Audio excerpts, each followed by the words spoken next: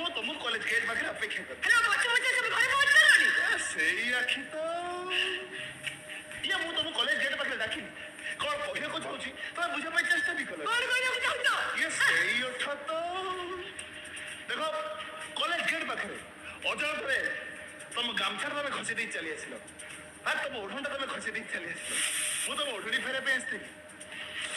ଏ ସେଇ ବାସ୍ନା ତ ଖାଲି ଶୁଖିଲା ଫ୍ୟାନ୍ସ ଆଉ କିଛି ନାହିଁ। ନାଇଁ ମାନେ ଏତେ କଷ୍ଟ କରି ତମ ଓଢ଼ଣଟା ଫେରିବା ପାଇଁ ଆସିଲି। ମତେ ଟିକେ ବସିବା ପାଇଁ କହିବନି, ଟିକେ କୋଲ୍ଡ ଡ୍ରିଙ୍କ୍ସ ଅଫର କରିବନି? ଏ ସେଇ ନା ତ ଦେଖ ସିଧା କଥା ମୁଁ ତମକୁ ମୋ ଭଉଣୀ କରିବା ପାଇଁ ଚାହୁଁଛି। ଭଉଣୀ? ହଁ ଇଏ ମୋର କେହି ଭଉଣୀ ନାହାନ୍ତି। ତମକୁ ଦେଖିବା ଦୃଢ଼ ତମ ଭଉଣୀ ଭଳି ଲାଗ।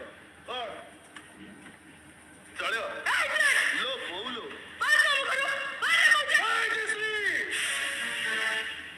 ତୁ ପ୍ରାୟ ମୋ ପରିଚୟଟା ଭଲ ଭାବରେ ଜାଣିନୁ।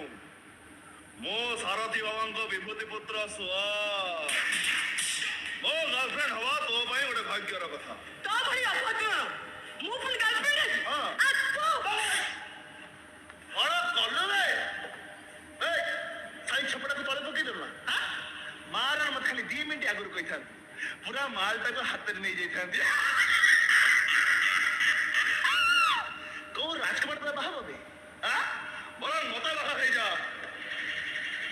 ତ ଭାଗ୍ୟ ବଦଳାଇ ଦେବି ନା। ଆଉ ଥରେ ମତେ ଚୁଇବାକୁ ଚେଷ୍ଟା କଲେ এই ଜୋତାର ପୁରା ଗାଲ ଛିଣ୍ଡି ଦେଇଯିବି। ସେଇ ଜୋତା ତ ଉପର ହିସାବ ବିଲକୁଲ ଠିକ ଅଛି। ଆଖୁ ଗଛରେ ସେ କଣ ଫଳ ଦେଇଛି?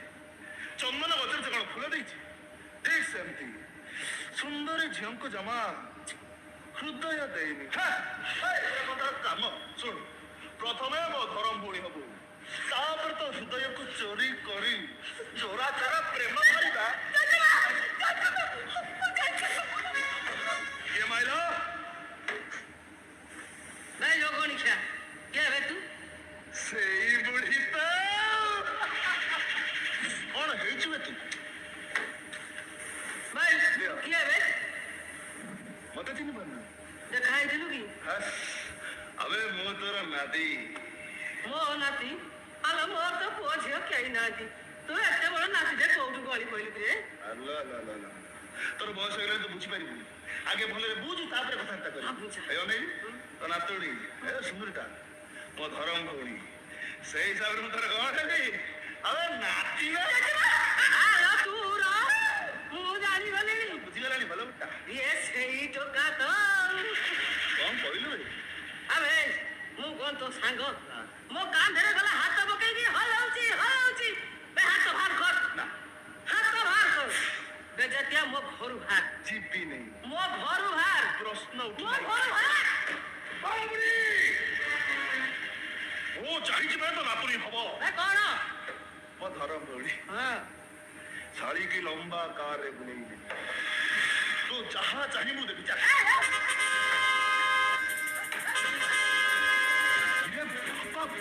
ତମେ ଏଠି ପୁଅ ଯୋଉଠି ବାପ ବି ସେଇଠି।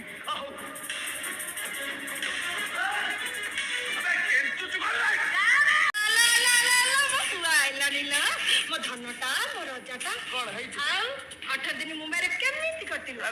କଟିଲା ଭଳିଆ କଟିଲା। ଟୋଟାଲ ବାକାଡି ଲେମନ ଉଡିଲା। ନାଇଁ ଯାହା ମମି ମୁମ୍ବାଇରେ ଲୋକ ସାରଥୀ ଗଣାରେ ପୁରା ପାଗଳ। ହଁ ଆଜି ବାବାଗଣାର ସବୁ ଜମି ରେଜିଷ୍ଟ୍ରି ସରିଗଲା। ମୁଁ ଟିକେ ଆଶ୍ରମ ବାହାରିଥିଲି ବା। ହଁ ତ ଭେକ ପଇସା ଦେଖି ମୁଁ ଝାଡି ଭରିଥିଲୁ। ଏଇ ଶୁଣୁ, ଇଏ ହଉଛି ମୋ ପୁଅ। ତୁ ତାକୁ ଦେଖିବାର ସୁଯୋଗ ପାଇନଥିଲୁ ବା। ସେ ବେଶୀ ସମୟ ଘରେ ରହେନି, ଆଶ୍ରମରେ ରହେ। ଏ mummy why did you call me ready? ଇଏ କିଏ ବେ? ଇଏ ହଉଛି ଆମ ଘରର ନୂଆ ଚାକରାଣୀ। ତୋର ଯେତେବେଳେ ଯାହା ଦରକାର ହବ ସବୁ ଆକୁ କହିବୁ। ହଉ ମୋର ଡେରି ହେଇଗଲାଣି, ମୁଁ ଟିକେ ଆସୁଛି। ଗାଇଡାରେ ଯିବୁ? ହଁ ବା ମୁଁ ଯିବି, ତୁ ମୋ ପାଇଁ ବ୍ୟସ୍ତ ନା। ଆସୁଛି। ଏ ଗାଈ କାର? ଆବେ ଆଉ ତ ପଛ ଦେଖେ ଗାଈ ଠିଆଲୁ ତ ସାମ୍ନାରେ ଟିକେ ଦେଖା। ଶାଳି ତ ପଛଟା କଣ କରିଛୁ? ଯେମିତି ଆନ୍ଧ୍ରା ଟ୍ରକର ଚେଚିସ୍। ଧନ ତମ ସାମ୍ନାଟା ଟିକେ ଦେଖି। ତମ ସାମ୍ନାଟା ଧନ ତମ ତମ ସାମ୍ନାଟା ଇସ୍ ତା ସାମ୍ନାଟା ପୁରା ବରବାଟି ଷ୍ଟାଡିୟମ ବେଶ ମୁହଁଟା ସେଇ ଝିଅ ତ